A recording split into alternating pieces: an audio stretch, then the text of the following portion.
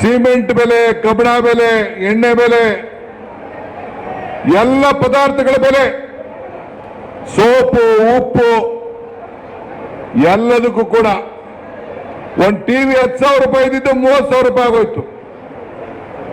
ಒಂದು ಸಣ್ಣ ಪದಾರ್ಥ, ಒಂದು ಟೂತ್ ಬ್ರಷ್ 5 ರೂಪಾಯಿ ಇದ್ದಿದ್ದು 15 ರೂಪಾಯಿ ಆಗೋಯ್ತು. ಯಾವ ಬೆಲೆ ಕಡಿಮೆ ಇಲ್ಲ ಅಂತ ಅನ್ನಂಗಿಲ್ಲ. ಇವತ್ತು ಎಲ್ಲ ಬೆಲೆನ ನೀವು ಜಾಸ್ತಿ ಮಾಡಿದ್ರಿ.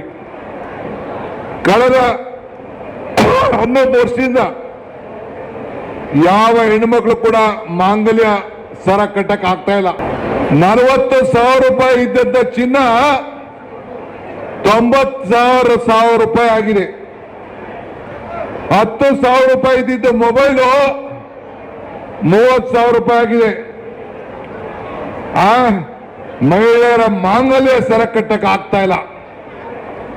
ಇದು ಜನ ಆಕ್ರೋಶ ಬಿಜೆಪಿ ಸರ್ಕಾರದ ವಿರುದ್ಧ ಆಗ್ಬೇಕೇ ಹೊರತು ಬೇರೆ ಯಾರ ಮೇಲೂ ಅಲ್ಲ.